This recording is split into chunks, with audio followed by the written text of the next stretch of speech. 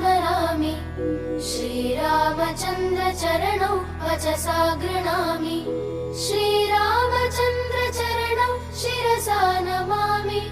श्रीरामचन्द्र चरणौ शरणं प्रपद्ये माता रामो मत्पिता रामचन्द्रः स्वामी रामो मत्सखा रामचन्द्रः सर्वस्वं मे रामचन्द्रो दयालुः नान्यं जाने नैव जाने न जाने दक्षिणे लक्ष्मणो यस्य वामे च जनकात्मजा पुरतो मारुतिर्यस्य तं वन्दे रघुनन्दनम् लोकाभिरामं रणरङ्गधीरं राजीवनेत्रं रघुवंशनाथं कारुण्यरूपं करुणाकरन्तं श्रीरामचन्द्रं शरणं प्रपद्ये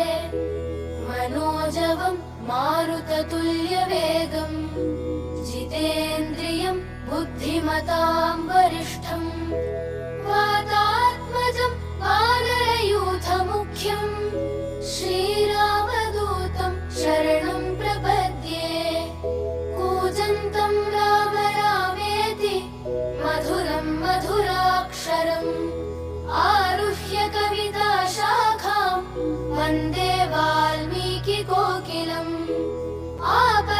आपदामपहर्तारं दातारं सर्वसम्पदां